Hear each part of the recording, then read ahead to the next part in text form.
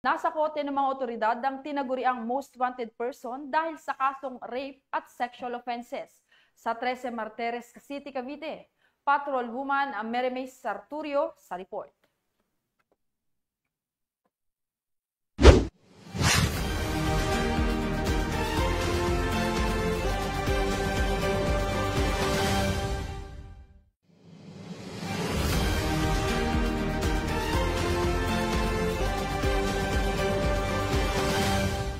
Huli ng mga otoridad ang isang regional level most wanted person sa Golden Horizon, Barangay Hugo Perez, 13 Martires City, Cavite. Kinilala ang suspect na si alias Enteng, residente ng nasabing lugar. Ang operasyon ay isinagawa ng pinagsanib na pwersa ng intelligence at warrant personnel ng 13 Martires Component City Police Station. Kasalukuyang nasa custody ng 13 Martires Custodial Facility ang nasabing suspect at nahaharap sa 7 bilang na lascivious conduct na may tig 200,000 piyansa bawat kaso.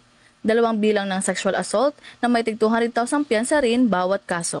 1 bilang ng statutory rape na walang inirekomendang piyansa. Muling pinagtitibay ng Cavite Police Provincial Office ang kanilang dedikasyon na habulin at arestuhin ang lahat ng wanted person sa lalawigan upang matiyak na ang hustisya ay naipatutupad at nananaig ang batas.